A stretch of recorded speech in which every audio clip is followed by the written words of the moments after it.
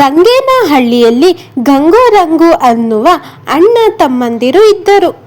ಮಾಲಿನಿ ಅನ್ನುವ ಹುಡುಗಿಯ ಜೊತೆಯಲ್ಲಿ ಗಂಗುವಿಗೆ ಮದುವೆಯಾಗಿತ್ತು. ಮಾಲಿನಿ ತುಂಬ ಸ್ವಾರ್ಥ ಬುದ್ಧಿಯವಳಾಗಿದ್ದಳು. ರಂಗುಗೆ ಇನ್ನೂ ಮದುವೆಯಾಗಿರಲಿಲ್ಲ. ಅವನು ತುಂಬ ಮುಗ್ಧ ಹಾಗೂ ನಿಸ್ವಾರ್ಥಿಯಾಗಿದ್ದನು. ಗಂಗು ತನ್ನದೇ ಹೊಲದಲ್ಲಿ ಕೆಲಸ ಮಾಡ್ತಾ ಇದ್ದನು. ರಂಗು ಬೇರೆಯವರ ಬಳಿ ಕೂಲಿ ಕೆಲಸ ಮಾಡ್ತಾ ಇದ್ದನು. ಬಂದ ಹಣವನ್ನೆಲ್ಲ ಮಾಲಿನಿ ತೆಗೆದುಕೊಳ್ತಾ ಇದ್ಲು. ಹೀಗಿರುವಾಗ ಒಂದು ದಿವಸ ಮಾಲಿನಿಯು ಒಂದು ಕೆಟ್ಟ ಕುತಂತ್ರ ಮಾಡಿದಳು.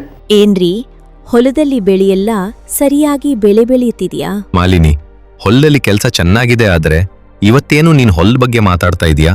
ಇಲ್ಲ ರೀ, ಹಾಗೆ ಸುಮ್ಮನೆ. ಇದೇನ್ ಮಾಲಿನಿ, ಯಾವತ್ತೂ ಇಲ್ದೇ ಇರೋದು? ಕೇಳ್ತಾ ಇದ್ದೀಯಾ? ಏನಾಗಿದೆ ನಿನ್ಗೆ? ನೀವು ಹೇಳಿ, ಯಾಕೆ ಎಂದು ಆಮೇಲೆ ಹೇಳ್ತೀನಿ. 4 ಎಕರೆ ಗದ್ದೆ, 4 ಎಕರೆ ಹೊಲ ಮತ್ತು ಈ ಮನೆ, ಹಾಗೆ ಕಾಡಿನಲ್ಲಿ ಒಂದು ಚಿಕ್ಕ ಗುಡಿಸಿದೆ. ಅದ್ರಲ್ಲಿ ನಿಮ್ಮ ತಮ್ಮನ ಪಾಲು ಎಷ್ಟು? ರಂಗೋಲಿ 2 ಎಕರೆ, ಹೊಲ 2 ಎಕರೆ ಗದ್ದೆ, ಹಾಗೆ ಈ ಮನೆಯಲ್ಲಿ ಅವನಿಗೂ ಪಾಲಿದೆ. ಹೌದಾ ಏನ್ರಿ? ಹೌದು. ಇದೆಲ್ಲ ಇವಾಗ ಯಾಕೆ ಕೇಳ್ತಾ ಇದ್ದೀಯಾ? ಏನಾಗಿದೆ ನಿನ್ಗೆ ಎಂದು ಹೇಳುತ್ತಾನೆ. ಆವಾಗ ಮಾಲಿನಿ ರಂಗುವಿನ ಮನೆಯಿಂದ ಆಚೆ ಹಾಕಿ ಅವನ ಆಸ್ತಿ ತನ್ನ ಹೆಸರಿಗೆ ಮಾಡಿಕೊಳ್ಳಬೇಕು ಎಂದು ಯೋಚಿಸಿದಳು. ಹೌದಾ ಏನ್ರಿ? ಆ ನಿಮ್ಮ ತಮ್ಮನನ್ನು ಮನೆಯಿಂದ ಆಚೆ ಹಾಕೋಣ. ಅವನಿಂದ ಏನು ಪ್ರಯೋಜನ ಇಲ್ಲ. ಏನ್ ಹೇಳ್ತಾ ಇದ್ದೀಯಾ ಮಾಲಿನಿ? ರಂಗುನ ಮನೆಯಿಂದ ಆಚೆ ಹಾಕ್ಬೇಕಾ? ಹೌದು ರೀ. ಅವನನ್ನ ಮನೆಯಿಂದ ಆಚೆ ಹಾಕಿದ್ರೆ ಅವನ ಪಾಲ ಆಸ್ತಿ ಕೂಡ ನಮ್ದಾಗ್ತದೆ. ಆವಾಗ ನಾವು ಈ ಊರಿಗೆ ದೊಡ್ಡ ಶ್ರೀಮಂತರಾಗ್ತೀವಿ ಎಂದು ಹೇಳುತ್ತಾಳೆ. ಗಂಗುವಿನ ಮನಸ್ಸಲ್ಲಿ ಆಸೆ ಹುಟ್ಟಿತು. ಗಂಗು ಮಾಲಿನಿಯ ಮಾತಿಗೆ ಸರಿ ಎಂದು ಹೇಳಿದನು. ಮರುದಿನ ಮಾಲಿನಿ ಮತ್ತು ಗಂಗು ಸೇರಿ ರಂಗುನ ಮನೆಯಿಂದ ಆಚೆ ಹೋಗು ಎಂದು ಹೇಳಿದರು. ನೋಡು ರಂಗು, ನೀನ್ ಮನೆಯಿಂದ ಆಚೆ ಹೋಗು. ಇನ್ನು ನಿನ್ಗಿಲ್ಲಿ ಜಾಗವಿಲ್ಲ. ಅರೆ, ಏನಾಯ್ತಣ್ಣ? ನನ್ನಿಂದ ಏನಾದ್ರೂ ತಪ್ಪಾಯ್ತಾ? ಅದೆಲ್ಲ ನಿನ್ಗೆ ಬೇಡ. ನೀನ್ ಮೊದ್ಲು ಮನೆಯಿಂದ ಆಚೆ ಹೋಗು. ಆ ಕಾಡಿನಲ್ಲಿ ಇರುವ ಆ ಮನೆಯಲ್ಲಿ ನೀನಿರ್ಬಹುದು. ಅಲ್ಲಿ ಕೆಲ್ಸ ಇದೆ. ನೀನ್ ಅಲ್ಲೇ ಇದ್ದು ಆ ಕೆಲ್ಸ ನೋಡ್ಕೋ ಎಂದು ಹೇಳಿ ರಂಗುನ ಮನೆಯಿಂದ ಆಚೆ ಹಾಕಿದರು. ರಂಗು ಬೇಜಾರಿನಿಂದ ಒಂದು ಅರಳಿ ಮರದ ಕೆಳಗೆ ಕುಳಿತಿದ್ದನು. ರಂಗುವಿನ ಬಳಿಗೆ ಆ ಊರಿನ ಚೇರ್ಮನ್ ಬಂದರು. ಏನಪ್ಪ ರಂಗು, ಯಾಕೆ ಇಷ್ಟೊತ್ತಲ್ಲಿ ಇಲ್ಲಿ ಕುಳಿತಿರುವೆ? ಏನಾಯ್ತು? ಏನಿಲ್ಲ ಚೇರ್ಮನ್, ನಮ್ಮಣ್ಣ ಅತ್ತಿಗೆ ಸೇರಿ ನನ್ನ ಮನೆಯಿಂದ ಆಚೆ ಹಾಕಿದ್ದಾರೆ.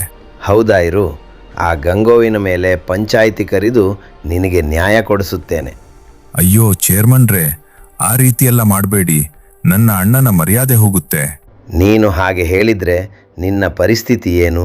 ನೀನು ಎಲ್ಲಿ ಉಳಿದುಕೊಳ್ಳುತ್ತೀಯಾ? ಚೇರ್ಮನ್ರೇ, ನಾನು ಆ ಕಾಡಿನಲ್ಲಿರುವ ಮನೆಯಲ್ಲಿ ಇರುತ್ತೇನೆ. ಹೌದಾ? ಹಾಗಾದ್ರೆ ಸರಿ ಎಂದು ಹೇಳಿ ಚೇರ್ಮನ್ ಅಲ್ಲಿಂದ ಹೊರಟು ಹೋಗುತ್ತಾನೆ.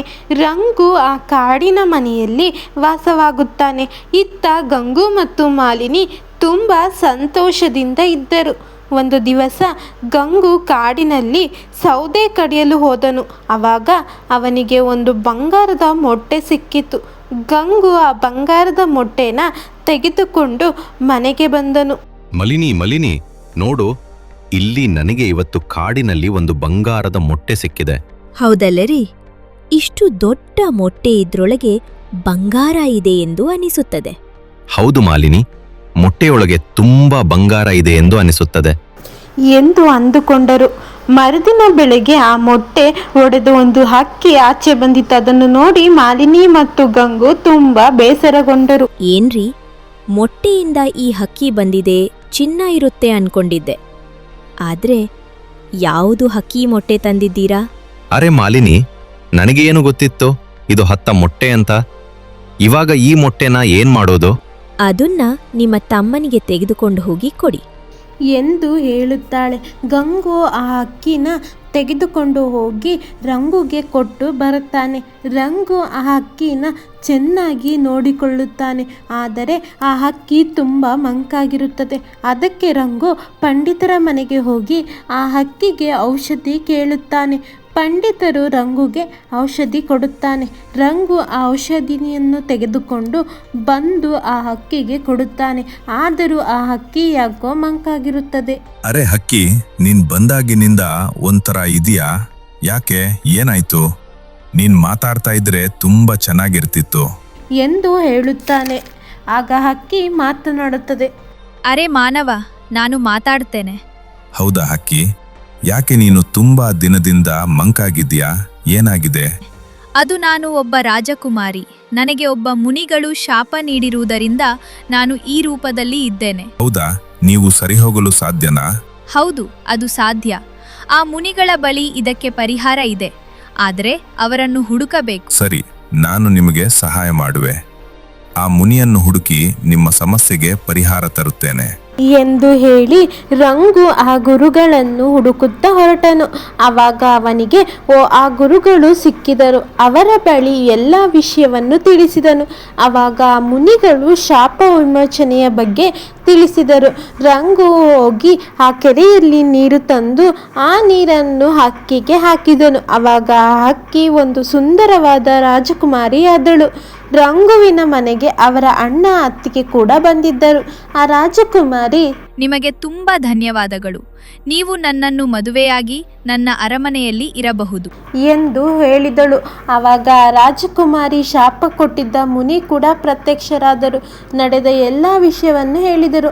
ಆ ದಿನದಿಂದ ರಾಜಕುಮಾರಿ ರಂಗುನ ಮದುವೆಯಾದರು. ರಂಗು ಆ ರಾಜಕುಮಾರಿಯ ಜೊತೆ ಅರಮನೆಯಲ್ಲಿ ಇದ್ದನು. ಇತ್ತ ಗಂಗು ಮತ್ತು ಮಾಲಿನಿ ತುಂಬಾ ದುಃಖದಿಂದ ಕುಳಿತಿದ್ದರು. ಇದು ಇಂದಿನ ಸಿಂಪಲ್ ಸ್ಟೋರಿ. ಈ ಸ್ಟೋರಿ ಏನಾದರೂ ನಿಮ್ಗೆ ಇಷ್ಟ ಆದರೆ ಲೈಕ್ ಮಾಡಿ, ಶೇರ್ ಮಾಡಿ, ಸಬ್ಸ್ಕ್ರೈಬ್ ಮಾಡೋದನ್ನು ಮರಿಬೇಡಿ. ಧನ್ಯವಾದ.